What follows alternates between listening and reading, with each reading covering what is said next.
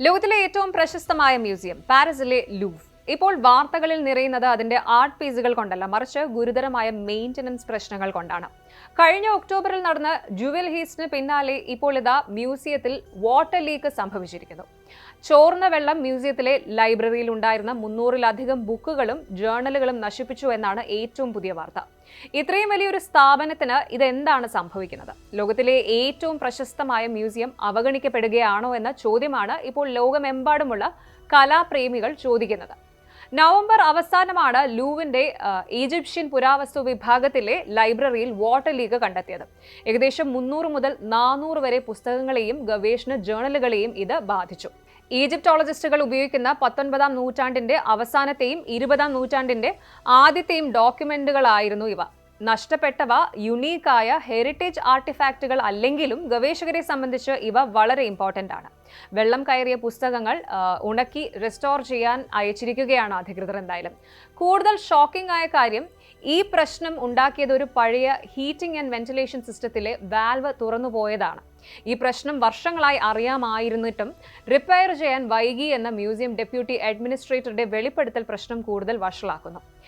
ഈ ഒരു സംഭവം ലൂവ് നേരിടുന്ന പ്രതിസന്ധികളുടെ ഒരു തുടർച്ച മാത്രമാണ്. കഴിഞ്ഞ ഒക്ടോബർ 19-ന് പകൽ വെളിച്ചത്തിൽ നടന്ന കവർച്ചയിൽ 88 മില്യൺ യൂറോ വിലമതിക്കുന്ന ഫ്രഞ്ച് ക്രൗൺ ജുവൽസ് മോഷ്ടിക്കപ്പെട്ടു. മോഷ്ടാക്കൾ ഒരു ഫർണിച്ചർ ലിഫ്റ്റ് ഉപയോഗിച്ച് മ്യൂസിയത്തിനുള്ളിൽ പ്രവേശിച്ചത് സെക്യൂരിറ്റി സംവിധാനങ്ങളിലെ വലിയ പരാജയമാണ് തുറന്നുകാട്ടിയത്. അതുപോലെ തന്നെ നവംബറിൽ ഗ്രീക്ക് വാസുകൾ ഡിസ്പ്ലേ ചെയ്തിരുന്ന ഒരു ഗാലറിയുടെ ഭാഗം കെട്ടിടത്തിലെ ബലക്കുറവ് കാരണം താൽക്കാലികമായി അടച്ചിടേണ്ടി വന്നിരുന്നു.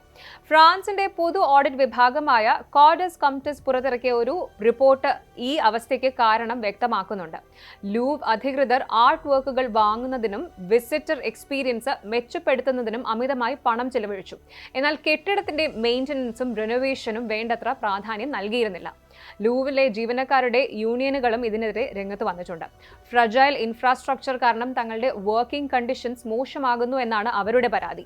ഈ വിഷയങ്ങളിൽ പ്രതിഷേധിച്ചുകൊണ്ട് ജീവനക്കാർ റോളിംഗ് സ്ട്രൈക്ക് പ്രഖ്യാപിച്ചിട്ടുമുണ്ട്.